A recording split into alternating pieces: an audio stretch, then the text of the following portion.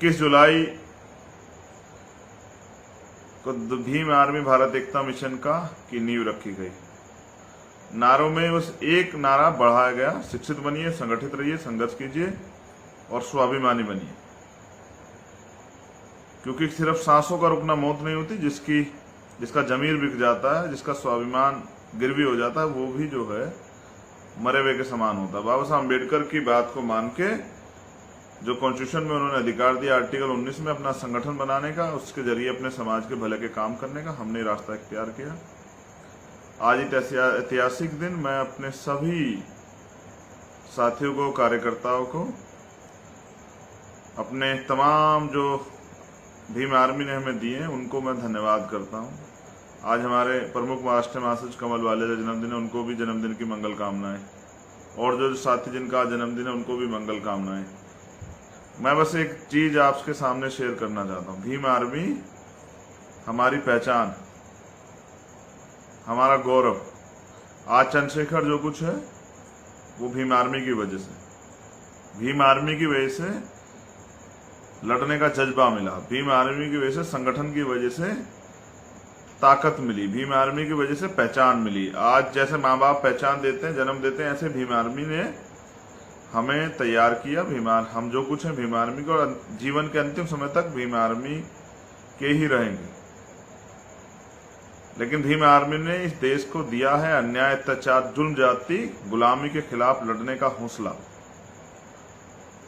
और हर प्रदेश में अभी माननीय अध्यक्ष जी ने त्रिपुरा की कमेटी घोषणा की, मुझे बहुत अच्छा लगा कि हर प्रदेश में भीम आर्मी ने योद्धाओं की फौज खड़ी की। जो कहीं भी अगर अन्याय, अत्याचार, जुल्म जाती हो तो पुलिस से पहले लोग भीम आर्मी को याद करते हैं। और देश के किसी जगह का मामला हो जहां जुल्म जाती होती है, भीम आर्मी के लोग लड़ते हैं, पुलिस से पहले पहुंच के न्याय दिलाने का काम करते हैं, तो विपक्षी भूमिका अदा करते हैं। भीम आर्मी ने हमें दिया स्वाभिमान, पहचान। दुनिया के लेवल पे टाइम्स में जो नाम आया वो भीम आर्मी के कार्यकर्ता को हम समर्पित कर चुके हैं पहले ही, लेकिन ये सब हुआ भीम आर्मी की वजह से। भीम आर्मी हमारी माँ है, हमारा संगठन है, हमारी जान है, हमारा स्वाभिमान है, हमारा मान है, हमारा गौरव है। भीम आर्मी के कार्यकर्ता, पदाधिकारी, हमारे नेता हमारे लिए आदरणीय है, सम्मानित है, हमेशा रहेंगे। भीम आर्मी जो हमारी पहचान है, उस पहचान को आप सब लोग भी जिस आदर, सम्मान और श्रद्धा से हम लोग भीम आर्मी के नाम से मोहब्बत करते हैं, प्यार करते हैं, उसके अटूट विश्वास को जो समाज का उस पर खड़े उतरते हैं, आप सब लोग भी, सब कार्यकर्ता भी उसी तरह खड़े उतरें और आगे बढ़ें। मेरी आप सबको बहुत बहुत मंगल कामनाएं।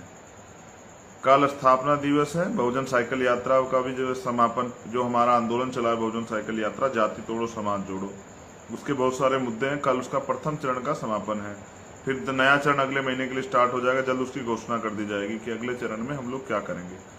जिन कार्यकर्ताओं ने, पदाधिकारियों ने सक्रिय रूप से इसमें भाग लिया, मैं उन सबका धन्यवाद करता हूं। आपने साबित कर दिया कि काबिलियत महलों की मोहताज नहीं होती, गरीब आदमी भी आंदोलन चला के उसको आगे बढ़ा सकता है। मैं एक प्राइमरी स्कूल के हेडमास्टर का बेटा, आपके सामने इसका प्रत्यक्ष प्रमाण। तो मैं कल हम लोग संकल्प पढ़ेंगे और सब लोग संकल्प लेंगे, जिला मुख्यालयों पे एक अच्छा प्रोग्राम करके, शांतिप्रिय प्रोग्राम करके अपनी साइकिल यात्रा का समापन करेंगे। और जैसा अध्यक्ष जी ने निर्देशित किया कि भाई भारतीय संविधान की प्रस्तावना पढ़नी है, उसकी सुरक्षा की, उसकी संविधान की सुरक्षा की गारंटी लेनी है, जिम्मेदारी लेनी है अपने कंधों पे। उसके साथ उत्तर प्रदेश में बहुजन समाज की साइकिल यात्रा के समापन दिवस पे हमें संकल्प लेना है कि उत्तर प्रदेश में अपनी सरकार बनानी, वंचित वर्ग के लोगों की सरकार बनानी। और सरकार बनाने से क्या फायदे होते हैं मैं आपसे अभी बस जल्दी रखूंगा, क्योंकि मैं सफर में हूं। तो आप समझिए कि अभी उत्तर प्रदेश में जो सबसे कठोर मामला चल रहा है, वो चल रहा है 69,000 शिक्षक भर्ती का। उसमें हमारे दलित पिछड़े समाज के बहन भाई जो हैं अपनी 6,000 सीटों के लिए लाठियां खा रहे हैं। कल रात खबर आई कि एक साथी की रीढ़ की हड्डी तोड़ दी गई है पुलिस ने लाठी द्वारा। पुलिस क्या करे, मजबूर है, जो सरकार कह रही है वो कर रही।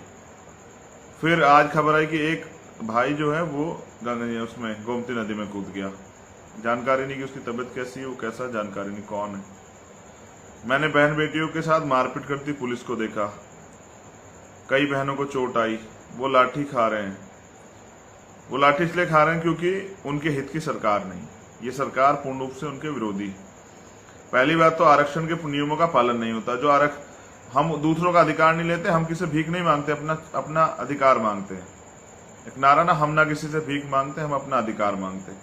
तो जो आरक्षण संवैधानिक अधिकार है, हम उसको मांगने के लिए, उसको लेने के लिए गए, उसके साथ घोटाला हो रहा है, यानी कि हमारी हकदारी, हमारी हिस्सेदारी को छीना जा रहा है।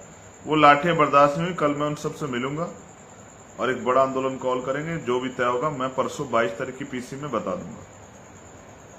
लेकिन ये भी सत्य है कि मैं अपनी बहनों को, भाइयों को पिटते हुए नहीं देख सकता हूँ। मैं नेता नहीं, मैं उनका खून हूँ, उनका अपना हूँ, उनका भाई हूँ, और एक गरीब परिवार से आता हूँ।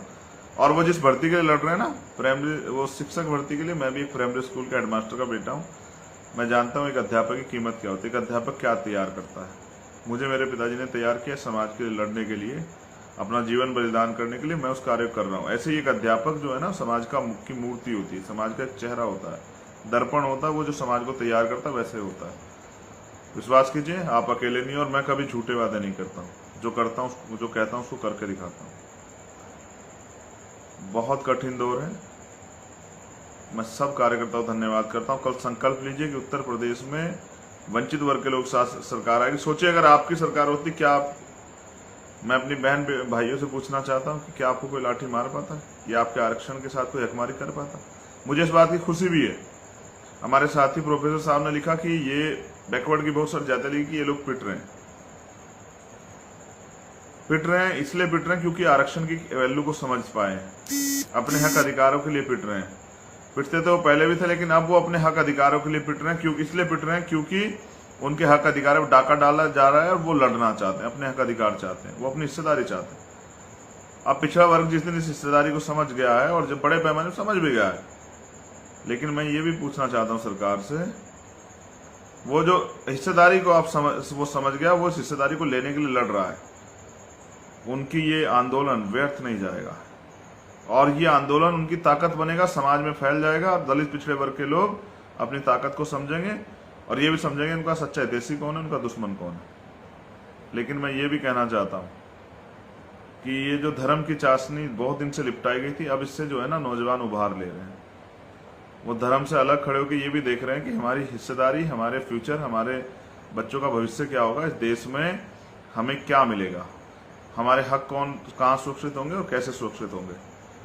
मैं उन बहनों का सम्मान करता हूँ, उन भाइयों का आदर सम्मान करता हूँ जिन्होंने इस मुसीबत को, आंदोलन को झेला। लेकिन आप लोग जीतेंगे, ये जालिम सरकार हारेगी। आपके अधिकार आपको मिलेंगे, आपके जो पर्याप्त जो संवैधानिक आरक्षण है वो मिलेगा।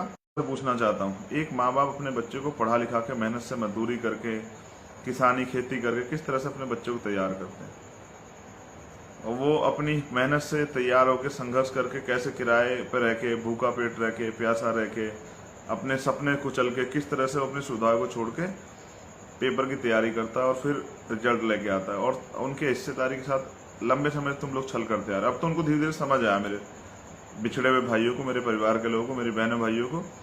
देखो, मेरे लाइव के साथ छेड़खानी कर रहे हैं। सरकार से जो है ना, बर्दाश्त नहीं होता हमें हमारी बात रखना। ये कभी जो है, अभी खबर आई थी कि ये जो है नेताओं के पीछे इन्होंने जो है एजेंसिया लगा के उनके फोन रिकॉर्ड किए, उनके व्हाट्सएप। अरे झूठो, निकम्मो, देश विरोधियों, क्या लाइव से छेड़खानी करते हो? अरे इनको तैयार हो जाने दो, दलित पिछड़े बहुजन समाज के लोगों को, तुम्हारी कुर्सियां छीन लेंगे। ये जो लाठियां आपने चलाई है ना, ये लाठियां भूली नहीं जाएंगी। ये जो बहन बेटियों के साथ अपमान आपने किया नहीं, भूला नहीं जाएगा। पिछड़े दलित वर्ग के लोग इसको भूलेंगे नहीं।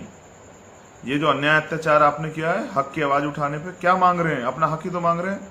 लाठियां दे रहे हो, तुम्हारे दरवाजे जाते हैं हक मांगने, उम्मीद करके कि तुम मुख्यमंत्री हो, तुम जो है डिप्टी सीएम हो, तुम न्याय दोगे, तुम लाठियां देते हो।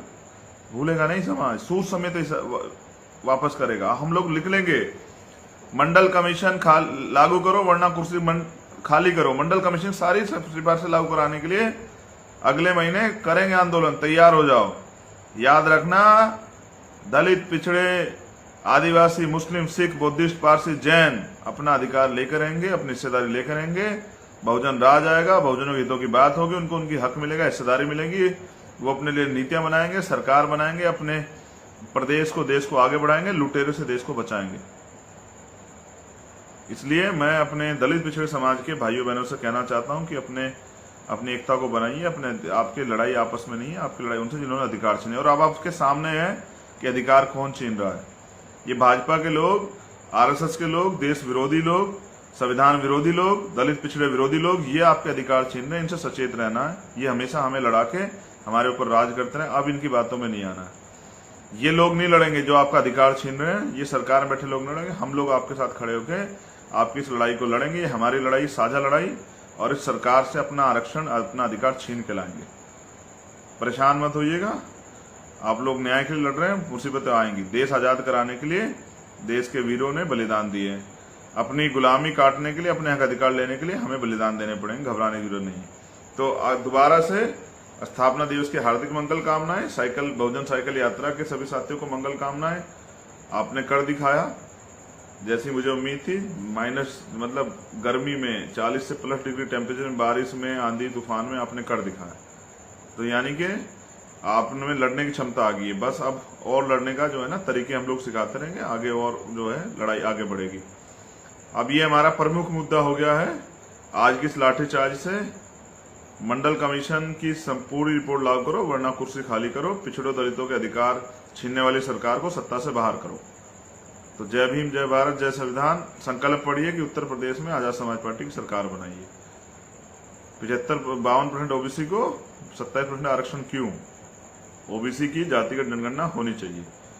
तो दूसरे लोग अपने अपने पार्टी को आगे बढ़ाने के लिए, अपने आंदोलन को आगे बढ़ाने अपनी तरह से काम करेंगे। और हमें काम करना है बहुजन समाज की एकता के लिए, उनके मुद्दों पे, उनके नौजवानों के रोजगार के लिए, महंगाई के खिलाफ, महिलाओं की सुरक्षा के लिए, उनके सम्मान के लिए, उनके आर्थिक सशक्तिकरण के लिए।